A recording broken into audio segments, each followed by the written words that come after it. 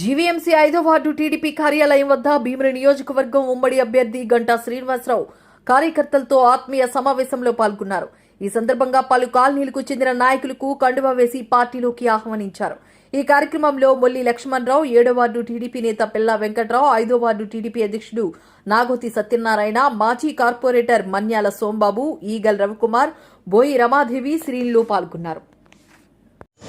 సార్ని మనం చూడాలా, సార్తో మనం కలిసి మాట్లాడాలా అంటే కనీసం మనకి ఒకసారి కూర్చోబెడితే మనం అందరం కూర్చొని ఆత్మీయ సమావేశం పెట్టుకుందామని అంటే మీ అందరి కోరిక మేరకు ఆయన దగ్గరికి మనం పెద్దలందరినీ తీసుకుని వెళ్ళి సార్ ఇవాళ 5 గంటలకి మా వార్డులో ఒకసారి వచ్చి మా కార్యకర్తలు మా నాయకులు మనోభావాలు మేము దృష్టిలో పెడతాం, ఒకసారి రండి అంటే మనకు 10వ తారీఖు నుంచి ముహూర్తం కదా, 10 నుంచి మొదలు పెడతామంటే సరే అలాగే చేద్దాం సార్, కనీసం కొన్ని జాయినింగ్లు ఉన్నాయి, జాయినింగ్ల తర్వాత మనం 10 నుంచి సమావేశాలు ఏర్పాటు చేసుకుందామని సార్కి చెప్పాం. ఆ ప్రకారం ఇవాళ ఇక్కడికి వచ్చారు.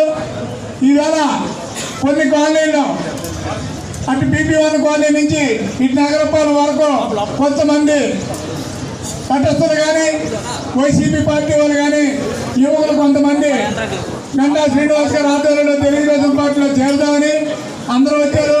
ఆ చేరుకు కూడా ఈ స్పీచ్ అనంతరం చేరుకలు మొదలవుతాయి. అలాగే గంటా శ్రీనివాస్ గారు భీమిలికి ఎప్పుడు అనౌన్స్ చేస్తారా, రోజు సాయంత్రం పొద్దున్న టీవీ చూడటం, సెల్ చూడటం, అలాగే 4 రోజులు వేదిక అలాగా ఇబ్బంది పడి ఏమైపోతామో భయపడ్డాం. కాస్త కార్పొరేట్ నిధులతో ఒకసారి 1,50,00,000, ఒకసారి 2 కోట్లు అలాగా కార్యక్రమాలు స్టార్ట్ చేస్తుండగా ఈ ఎమ్మెల్యేలందరూ కలిపి కమిషన్లు పడి మాకు జనరల్ ఫండ్స్ ఏమేవో మీరు కార్పొరేట్ ఫండ్స్ ఇద్దాను, మాకు కూడా ఏదో ఇవ్వండి అని అడిగితే మొరపెట్టుకుంటే మళ్ళీ అక్కడి నుంచి తెచ్చిన ఫండ్సే మా కార్పొరేషన్లో తెచ్చినవే మళ్ళీ కార్పొరేషన్లో వాడారే తప్ప వీళ్ళకంటూ జనరల్ ఫండ్స్ ఏమి లేవు, ఎక్కడా చేయలేదు. పత్రికల వాళ్ళందరికీ తెలుసు.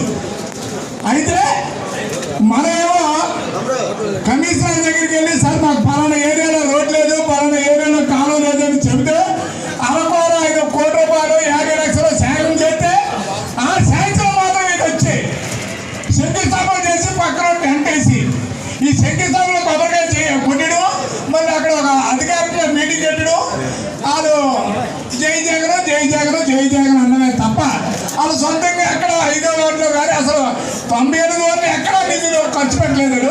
మన 5వ వార్డులో మాత్రం ఎమ్మెల్యే ఫండ్స్ నుంచి ₹1 మాత్రం ఖర్చు పెట్టినట్టు ఎక్కడైనా దాఖలాలు ఉన్నాయేమో పబ్లిక్ కానీ పత్రికా విలేకరులు కానీ తెలిసని సభాముఖంగా మీకు తెలియజేస్తాం. బీజేపీ, జనసేన, తెలుగుదేశం పార్టీ ఆధ్వర్యంలో చంద్రబాబు నాయుడు ముఖ్యమంత్రిగా ప్రమాణ స్వీకారం చేయడం ఖాయం. మన భీమిలి నియోజకవర్గం నుంచి అత్యధిక మెజారిటీతో 50,000 పైచీలకు ఓట్లతో మన గంటా సార్ని గెలిపిస్తే మన మంత్రి పదవి కూడా మనకు వస్తుంది. అలాగే మధురోడ పరిసర ప్రాంతాల్లో గత ఎన్నికలు జరిగిన తర్వాత ఆ ఎన్నికలకి కార్పొరేషన్ ఎలక్షన్కి మధ్యలో 2 సంవత్సరాలు వ్యవధి.